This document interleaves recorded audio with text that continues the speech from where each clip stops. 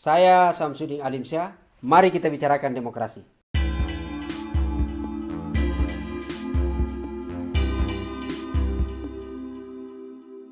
Merdeka! Merdeka! Merdeka! Merdeka! Merdeka!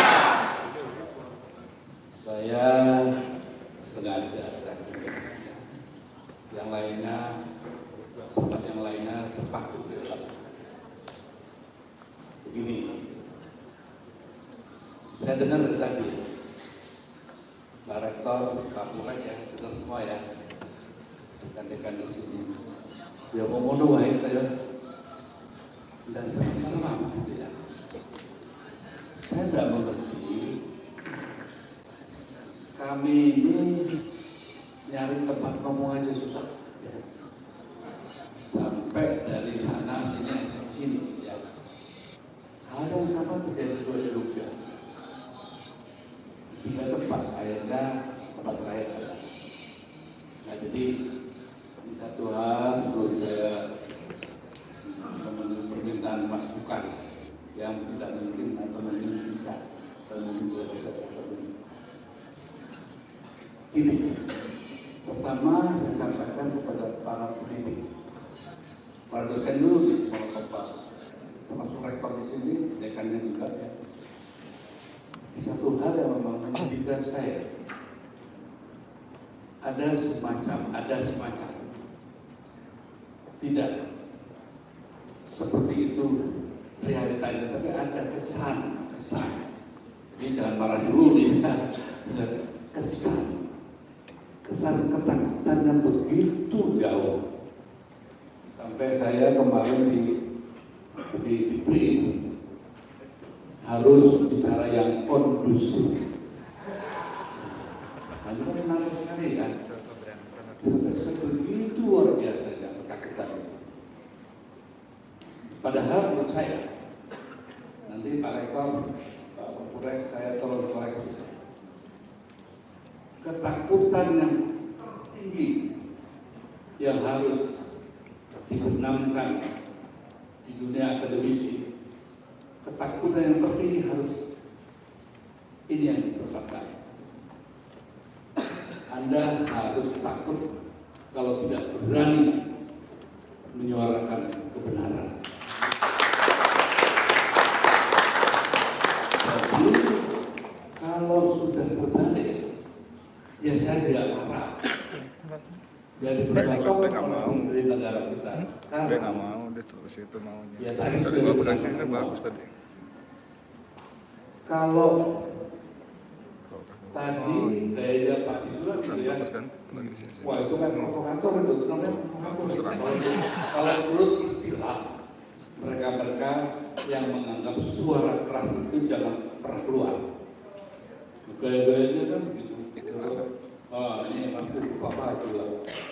Lalu cuma biar kita berdiri sama si Gibran, kita dulu ya. Coba dengar di sini. Kok benar ya?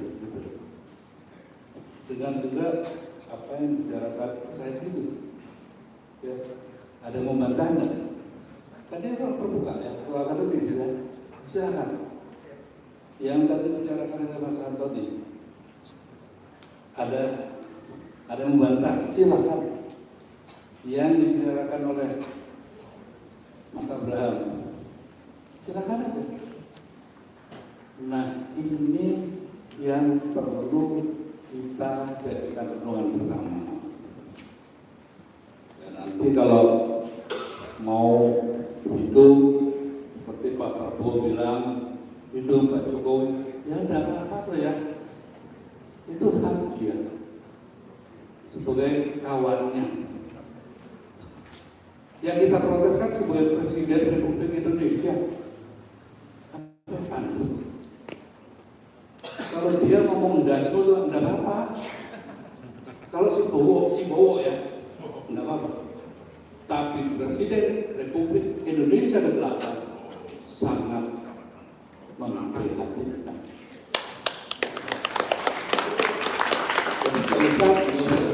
Dan ya, orangnya lagi lucu-lucunya. Baru diperiksa itu. Pak Jokowi kok gitu ya. Dari Solonya sudah begitu. Saya kemarin, tadi malam berbicara dengan mantan apa? Sekdanya. Loh, pancen brojol itu sono.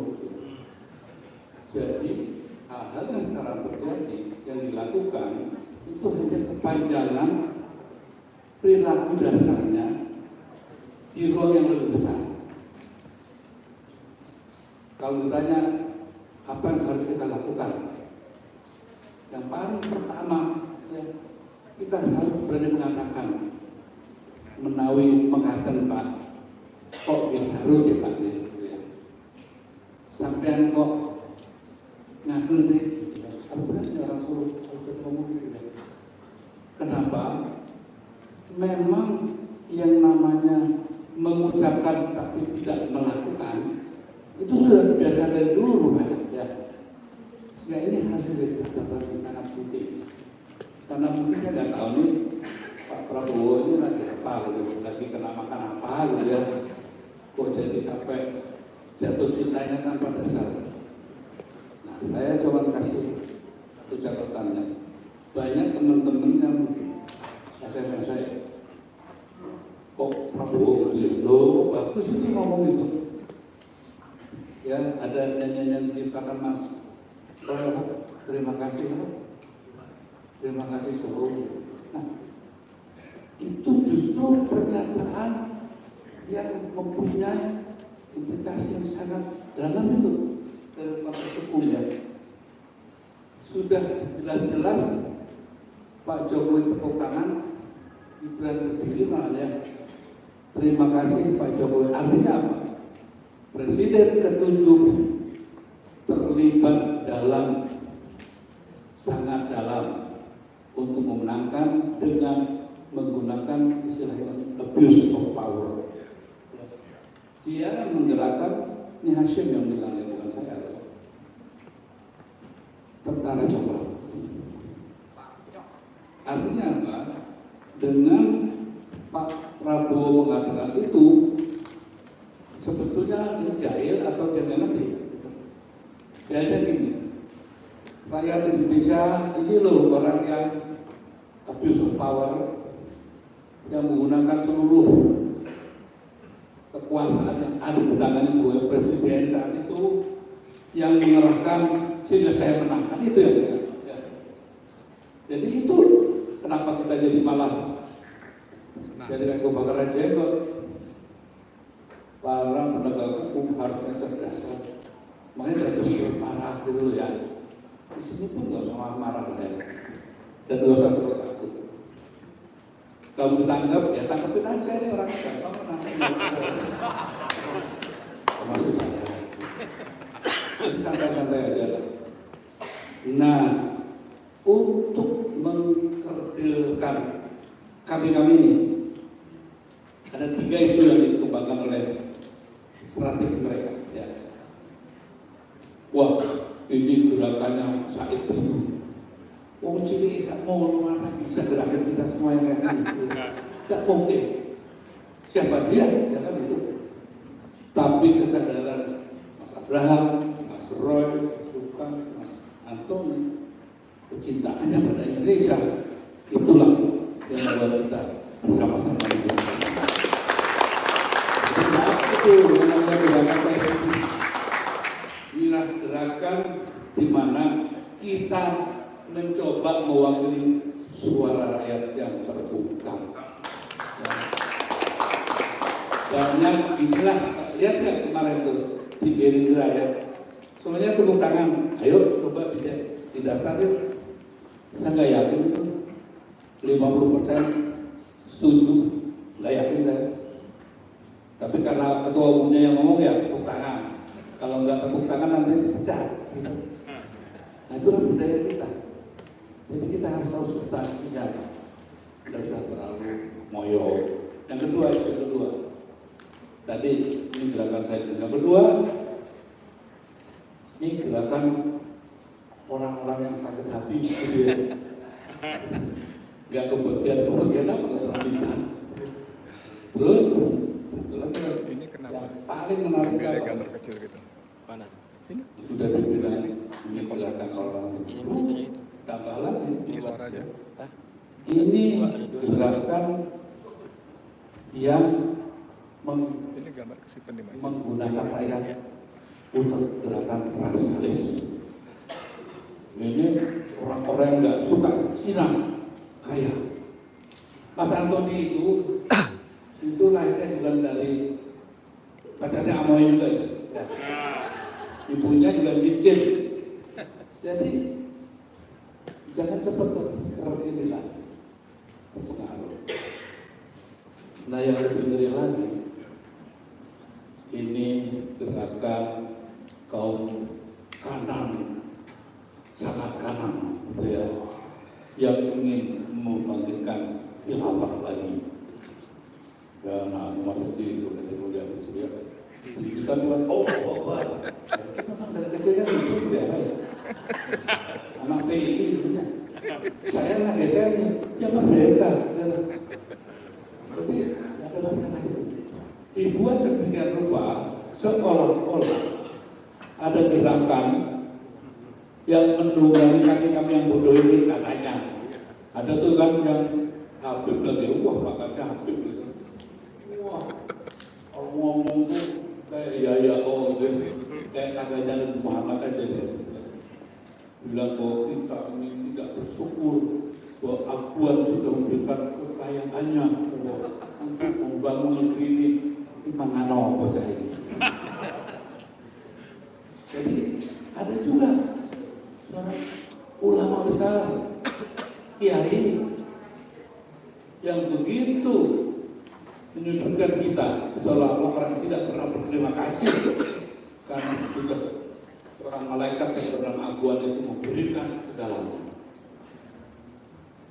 Jadi Quran yang mana sih dia beri? Jangan-jangan malah cetakan packing gitu. Bingung saya. Nah hal-hal semacam ini yang perlu ada di pelajaran. Nggak usah dengan kebencian. Yang dikatakan tadi, kalau belajar, betul nggak sih? Betul nggak? Hari ini kalau saya ajak itu kembali menjadi diri kalian orang Indonesia yang tidak munafik. Kan tanya solusinya. Untuk pertama kali tidak usah banyak-banyak. Karena apa yang dibicarakan tadi semua tadi ya, sumbernya yang menurut saya yang kalian harus pelajari dan juga setiap universitas saya tantang untuk coba menerjemahkan Undang-Undang Dasar 45 Pasal 33 secara baik dan benar. Saya tantang juga setiap Presiden Republik Indonesia bagaimana menjalankan Undang-Undang 45 Pasal 33 secara baik dan benar dan sesungguh-sungguhnya.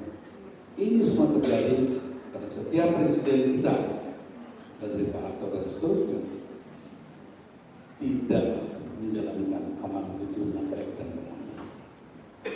Jadi apa yang tadi dibicarakan sepanjang lebar itu derivasinya. Jadi menurut saya kalau mau bicara secara akademis, Pak, akademis itu coba didefinisikan dulu lah yang kayak apa sih gitu. Berbahasa yang tidak dimengerti, itukah yang dimaksudkan akademis. Yang berpanjang-panjang secara teori, yang akhirnya hanya dikonsumsi oleh para ilmuwan atau setiap perguruan tinggi itu diadakan dan berada di negeri ini untuk mencerdaskan rakyatnya atau membuat para dosennya berwibawa. Ini satu pilihan yang harus dipilih oleh setiap universitas. Kenapa saya ngomong begini agak ngelantur, ya biarin aja. Karena semuanya serba ngelantur di Indonesia ini. Jadi untuk kembali ke jalan yang baik dan benar, Mas Lukas, saya nggak bisa berbuat banyak membicarakan apa, memberikan fatwa-fatwa itu, tapi yang di tadi persembahkan oleh teman-teman adalah fakta objektif. Fakta objektif, dan fakta objektif itulah yang harus dipegang oleh setiap ilmuwan dalam membahas sesuatu. Bukan seperti kita gayanya saja. Masa yang itu gayanya. Itu Jowo, kecilankan itu gayanya. Jadi maksud saya, stoplah untuk percaya bahwa ini gerakan saya bertusuk kata, bahwa ini adalah gerakan nasionalis, bahwa ini gerakan yang akan menghidupkan negeri apa. Saudi Arabia sudah maju, meninggalkan hal yang dianggap menjadi beban peradaban ke depan. Masa kita mundur ke belakang, sangat tidak masuk akal. Oleh karenanya, saya minta juga, saya juga sulit. Di sini biasanya saya paling kota Solo, saya dikenal pasti, walaupun saya pakai topi begini, tapi kepala saya tetap ada bantengnya, gitu ya. Pasti ada bantengnya.